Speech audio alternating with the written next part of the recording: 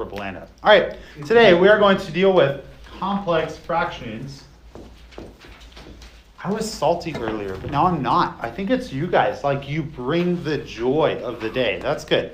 Thanks for being joyous and joyful. So, you're going to be simplifying fractions that look gross. The key here is keeping track of what the large... You guys okay? Everyone okay? Oh, you have to like prepare to be ready for... Got it. Yeah. All right, so the idea here is that you have to keep track of what the big fraction bar is, okay? So we have a little fraction divided by a bigger fraction. This may look more familiar to you as this problem. Remember that from like elementary school, except with numbers instead of letters? What do? Keep changing. Flip the second one and Multiply. right? Like that's it. So you flip the second one and multiply. But we wouldn't write it out this way because we don't want to look like childish. We want to look like mature. So even though the answer is AB over BX plus Y, this is how we're going to write it now as we move into the future. Can you not cancelize B? Yeah. Cancel B. Yeah, I knew there was something wrong with that. All right. So here's what we're going to do. We're going to take this big fraction bar and we're going to multiply by the same thing on the top and bottom. What we're going to multiply by is the reciprocal of the bottom.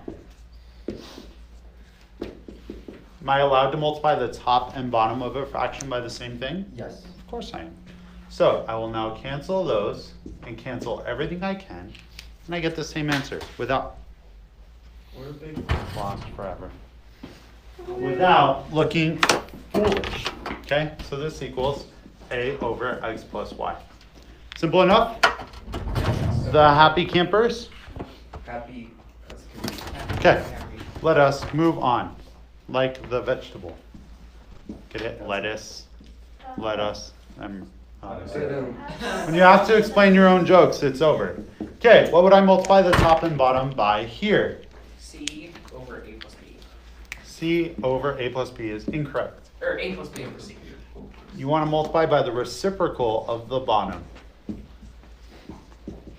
In this case, the A plus B's cancel out, and I'm left with A over C. A over C.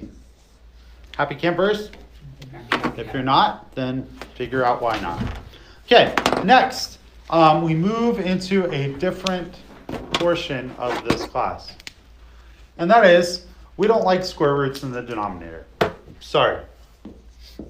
So how would I get rid of that square root of 5 in the denominator? Here's the trick. Don't forget it.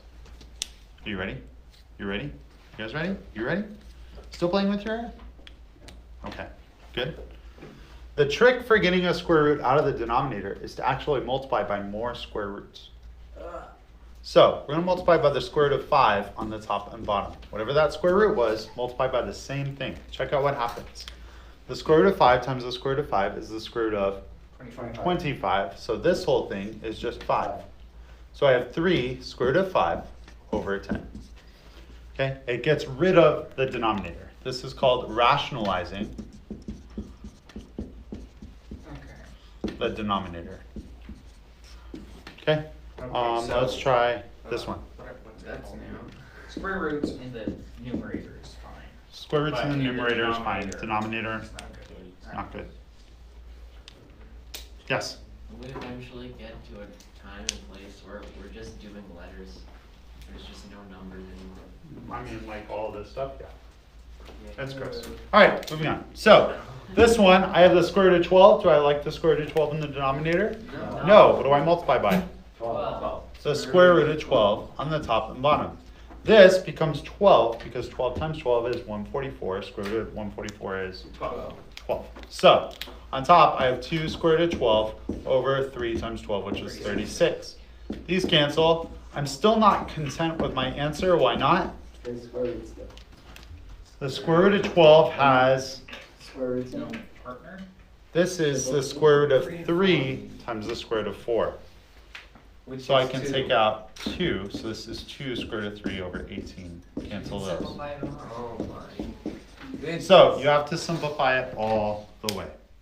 So look for your perfect squares going into these things. What is it? 4, 9, 25, 36, 49. All of those, if they go into your number, then you still have work to do. And that, my friends, is problem set 28.